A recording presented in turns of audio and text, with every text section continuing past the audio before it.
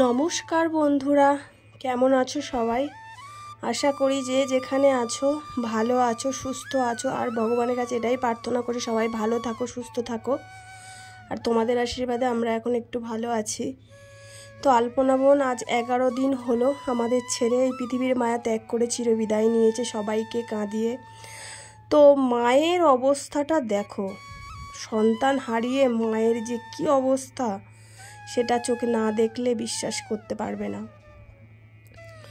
তো আলপনা বোন মারা যাওয়ার শোকটা তার মা কোনোভাবেই নিতে পারছে না, কিছুতেই মানতে চাইছে না যে তার সন্তান তার কাছে নেই।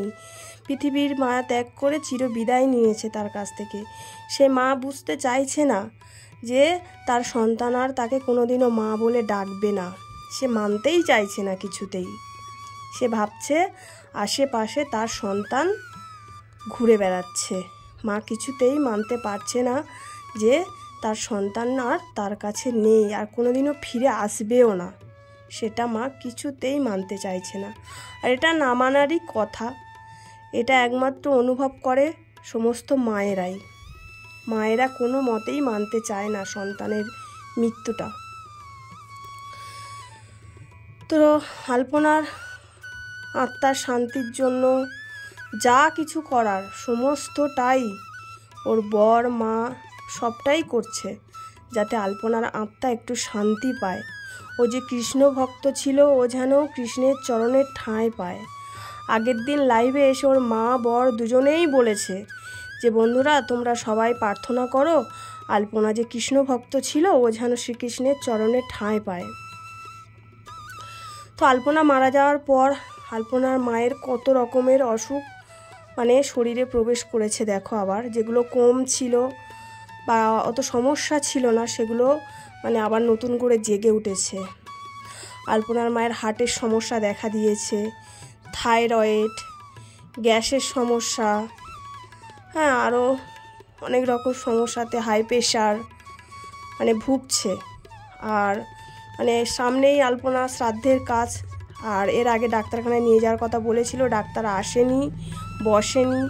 তো আলপনার কাজটা মিটলেই তারপর ওনাকে ডাক্তারখানায় নিয়ে যাবে। আর আলপনার বরেরও শরীর ভালো না, উনিও দেখাবে, এটা আগের দিন লাইভে এসে ওরা বলেছে।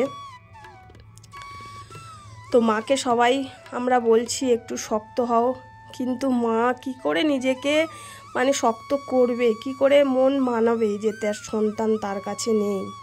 এটা কোনোদিনও সম্ভব নয়, এটা একটা অসম্ভব ব্যাপার। সন্তানের মুখ চেয়ে স্বামী শোক বলা যায়, কিন্তু সন্তানের শোক কোনোদিন কোনো মা ভুলতে পারেনি আর পারবেও না। তার সন্তান যেমনই হোক, কানা হোক, খোঁড়া হোক, অন্ধ হোক, চোর হোক, ডাকাত হোক, সন্তান সন্তান। মায়ের কাছে সে ভালো সন্তান। সারা পৃথিবীর কাছে খারাপ হলেও মায়ের কাছে সে ভালোই সন্তান। আলপনা মারা যাওয়ার পর থেকে প্রতিদিন সন্ধ্যায় গীতা, ভগবত, চৈতন্য শ্রী চৈতন্যর গীতা পাঠ করছে আলপনার আত্মার শান্তির জন্য। হরিনাম সংকীর্তন করছে যাতে আলপনার আত্মার শান্তি পায়। তারপর শ্রাদ্ধের সময় ওর মহাপ্রভুর মহোৎসব হবে, ব্রাহ্মণ ভোজন হবে, আলপনার বর গয়াতে গিয়ে পিণ্ডদানও করবে। কোনো কাজে ত্রুটি রাখছে না। আর আলপনার বর এটাও লাইভে এসে বলেছে যে সমস্তটাই ভিডিও করে লাইভ করে আমাদেরকে দেখাবে। তো আমরা সেটার অপেক্ষায় আছি। তো ওরা নিজেরা আলপনার মারা যাওয়ার ভিডিওটা করে ছাড়তে পারেনি, তো সবাইয়ের রিকোয়েস্টে আলপনার বর সিদ্ধান্ত নিয়েছে আলপনার শ্রাদ্ধের পুরো কাজটাই আমাদেরকে ভিডিও করে বা লাইভ করে সমস্তটাই দেখাবে। আমরা অধীর আগ্রহে বসে আছি সেটা দেখার জন্য।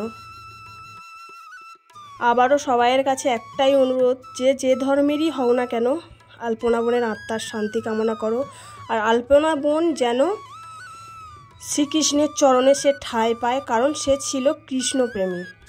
তো চলো আমরা সেটাই প্রার্থনা করি ঈশ্বরের কাছে।